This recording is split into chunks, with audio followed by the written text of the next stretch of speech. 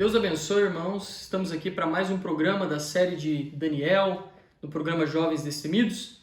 E se você tem gostado desse conteúdo, você pode nos incentivar deixando seu joinha, deixando seu comentário, também pode deixar suas dúvidas, enviando para quem você acredita que será abençoado com esse conteúdo. Que Deus te abençoe, que Deus abençoe mais essa parte.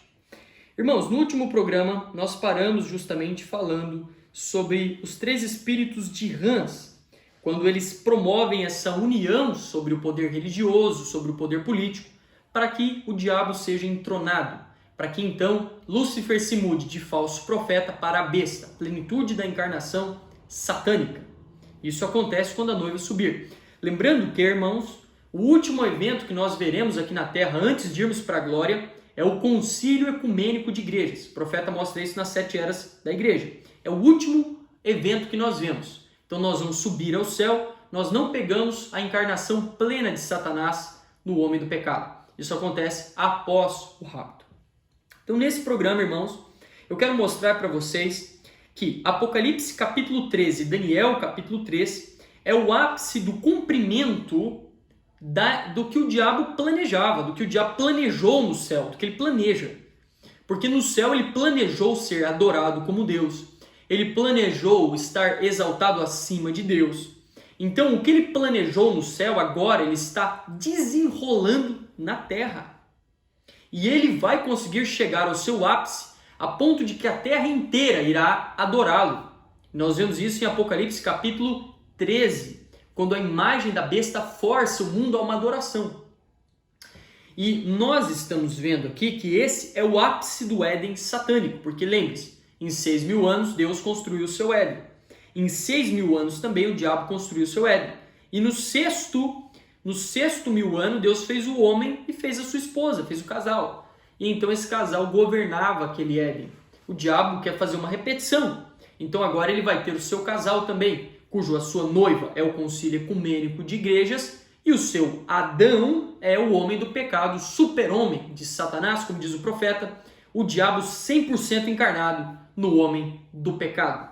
Então esse homem do pecado, ele vai ser o cabeça do concílio ecumênico de igrejas. E os dois juntos, então, governarão sobre esse Éden satânico, sobre esse Éden diabólico, tentando trazer um milênio diabólico sobre a terra.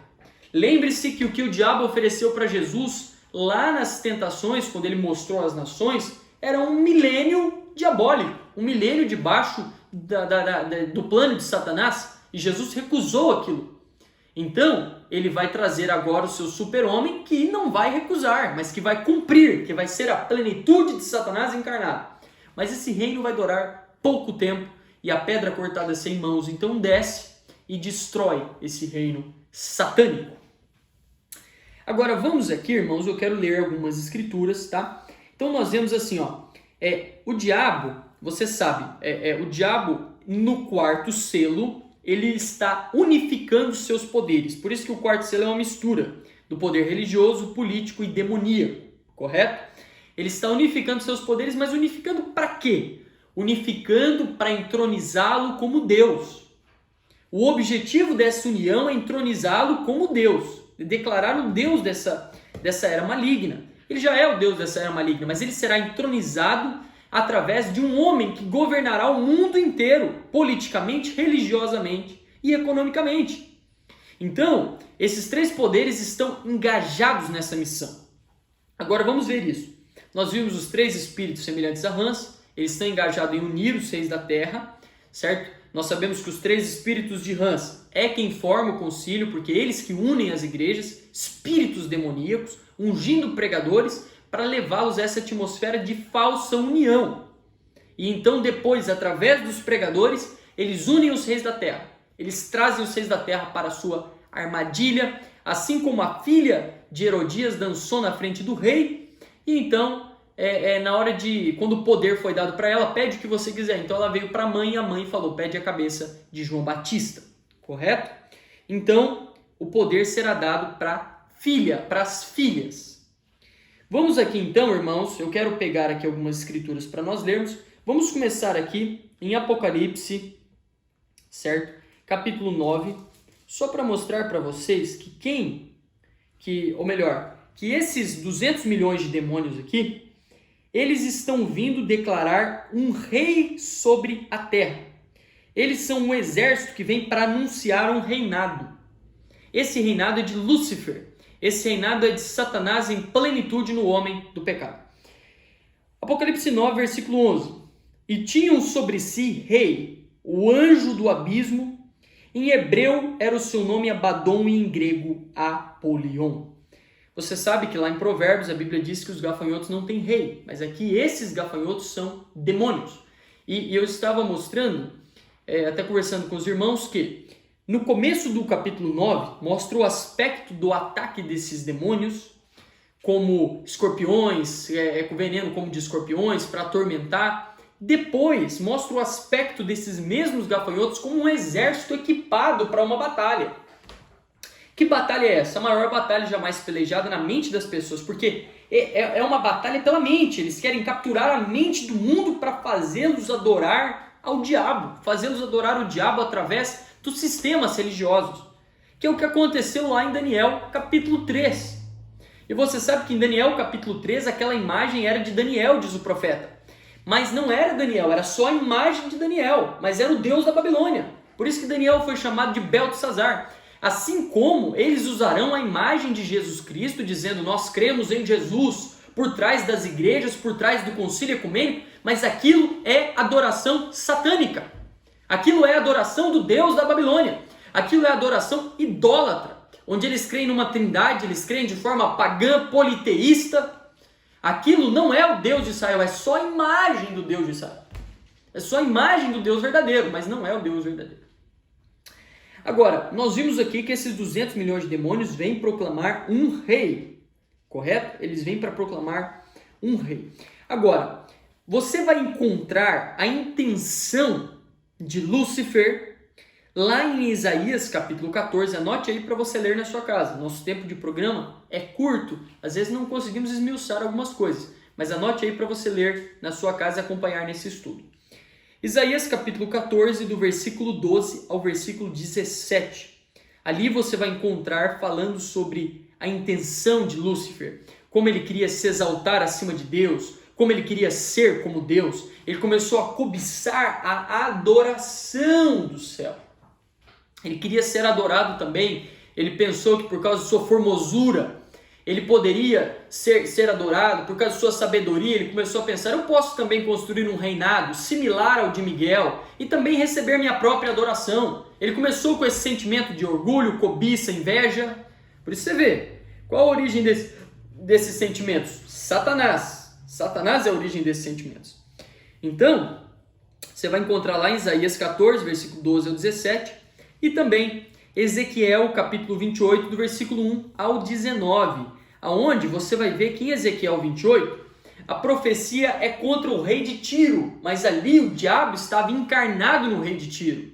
E você vai ver como fala, como ele conquistou o comércio da terra por sua sabedoria, e depois que ele conquista o comércio da terra, ele se exalta e quer ser Deus. Qual é o paralelo que vai acontecer nos nossos dias? Primeiro ele não vai conquistar o comércio da terra e depois ele não vai querer ser entronizado como Deus?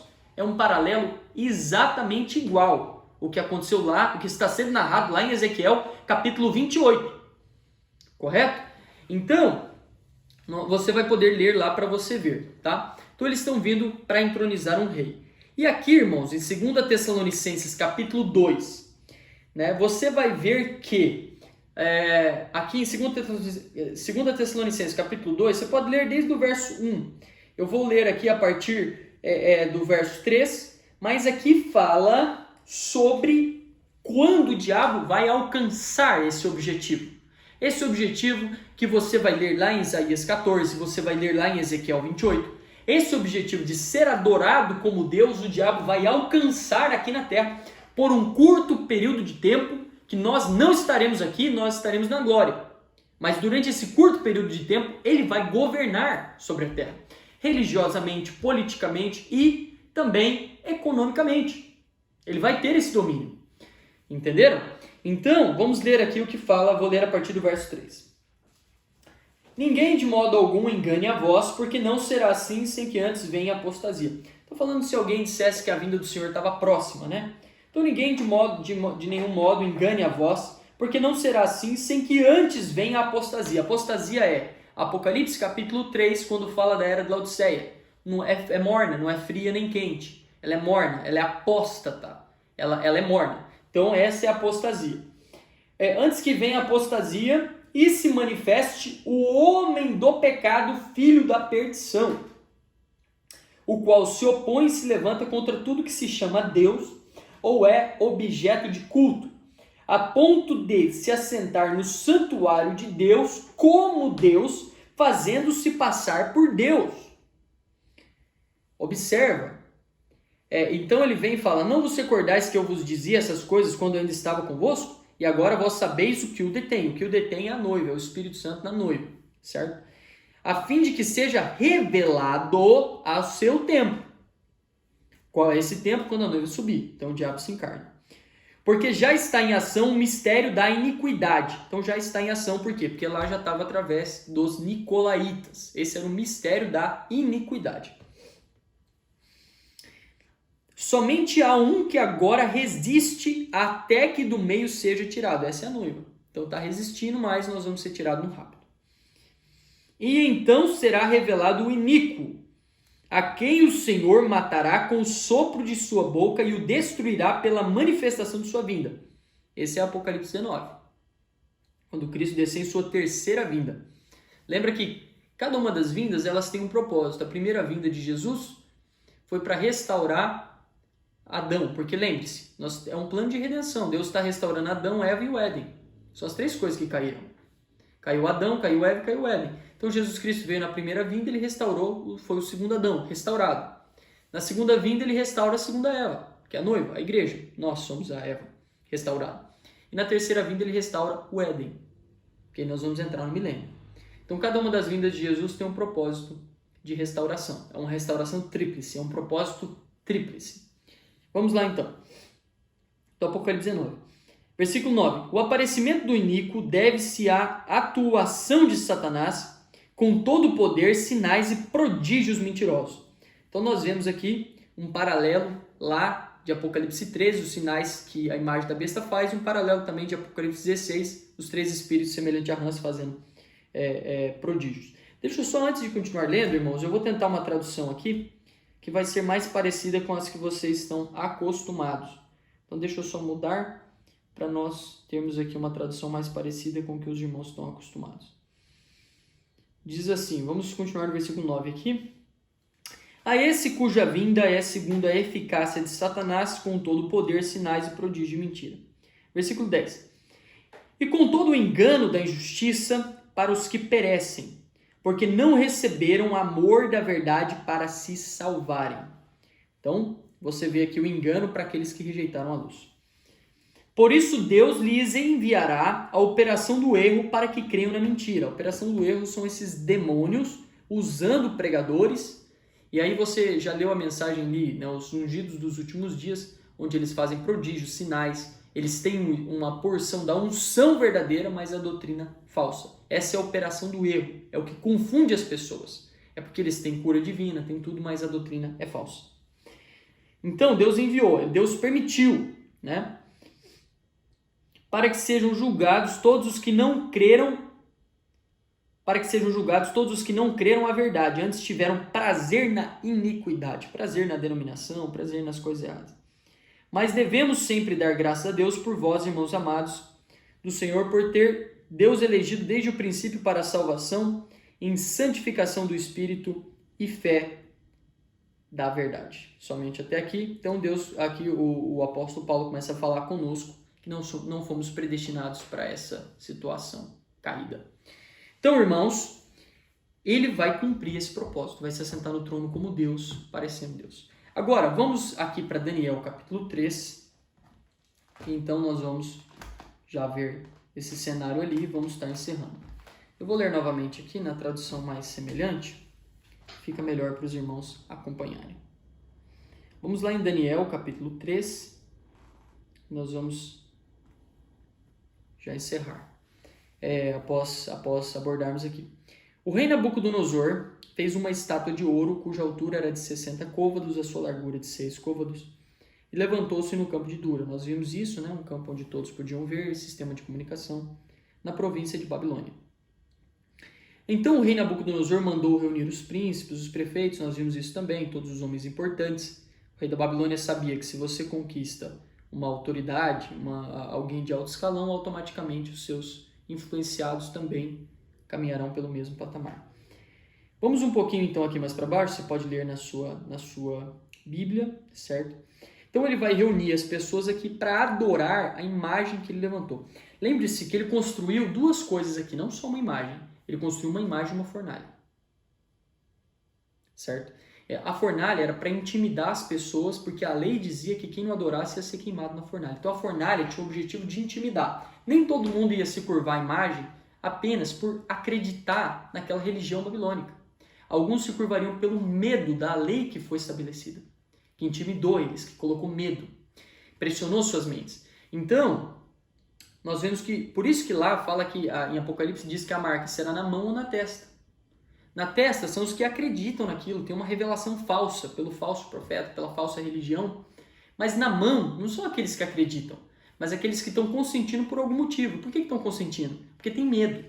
Porque lá em Apocalipse diz, quem pode fazer guerra à besta? Eles estão tão armados, os Estados Unidos mesmo, tantas bombas, tantos exércitos, tantas tecnologias de guerra, que as pessoas vão ter medo de se opor a esse regime. E por medo elas vão se curvar. Elas vão ceder na hora da tentação. Elas não terão resistência. Então nós vimos aqui o arauto, né, aquele que apregoava a voz do Estado, anunciava a voz do Estado para as pessoas, as leis. Então aqui nós vemos mais uma vez o sistema de comunicação anunciando a voz da besta, né, como que vai acontecer. Então nós temos aqui todo tipo de instrumentos, nós vimos isso também, que é justamente o ecumenismo, né? Precisava ter um pouco de música de cada nacionalidade, porque a Babilônia compunha vários tipos de nações, vários tipos de cultura, então ele tinha que ter um pouquinho de cada gosto para que todos aceitassem essa música que introduziria a adoração falsa.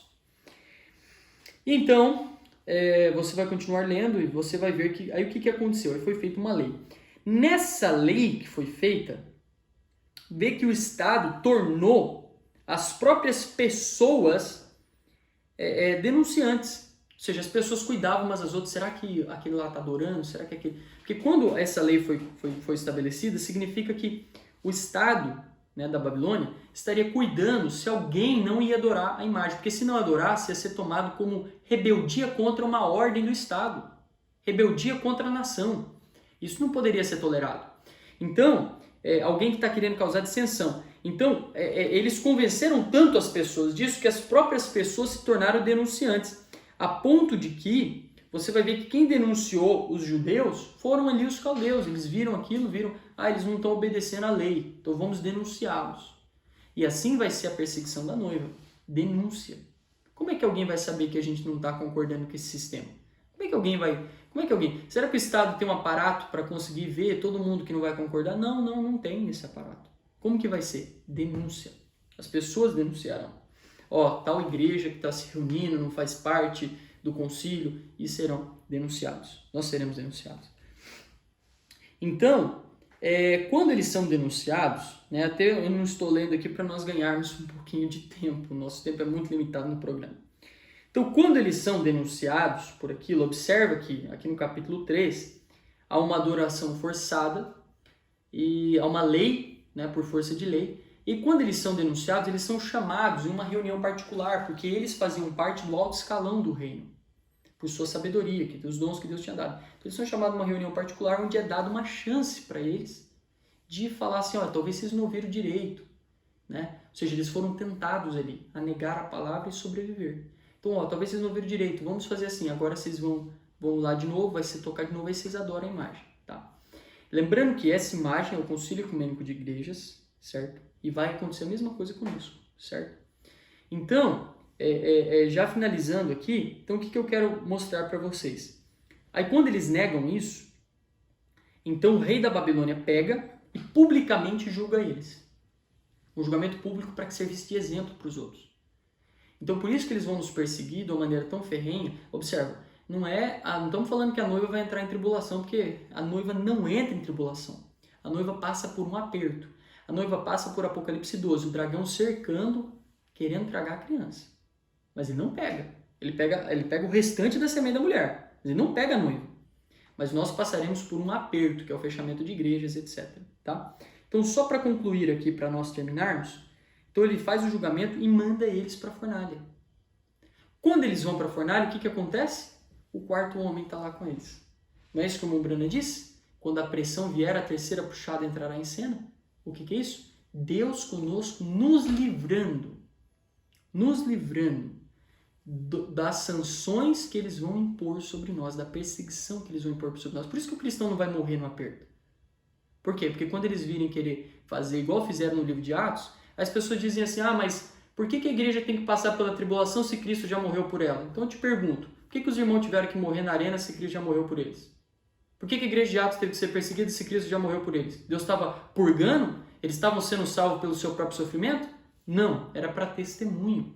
Então é um pensamento muito infantil, querer julgar que a noiva não vai passar pelo aperto porque, não, mas Cristo já morreu por ela. Claro que já morreu, não tem condenação, mas é uma porção que Deus deixou para nós de sofrimento. Pedro não foi perseguido? Não foi a perseguição que salvou Pedro. O que salvou Pedro foi o sangue de Jesus. Então sejamos maduros nesse sentido. Então, concluindo, assim como Pedro foi tirado da prisão, nossos pastores serão tirados, nós seremos livrados, irmãos. Será a hora mais gloriosa para a noiva. O sobrenatural, a terceira puxada, o alimento falado pela palavra falada. Será maravilhoso, será um tempo glorioso nesse tempo. Amém? Então, já finalizando, eu até passei um pouquinho do horário padrão e eu quero deixar uma última coisa aqui que é reflexão para os jovens. Por que só esses 3 jovens não se curvaram para a estátua? Tinha um monte de israelita, mas só os 3 não se curvaram. Por quê? Porque os 3 eram da igreja do profeta Daniel. E os 3 eram de vida de oração. Em segundo lugar, os 3 tinham se comprometido a não se contaminar com o banquete do rei da Babilônia. Essa não contaminação deu força para eles resistirem à hora da tentação. Quem não fizer um propósito de vida de não se contaminar com as coisas erradas dessa Babilônia e mistério de hoje, não terá força para resistir à hora da tentação no aperto. Que Deus te abençoe e que você possa estar entre aqueles que rejeitam o banquete do rei da Babilônia. Amém.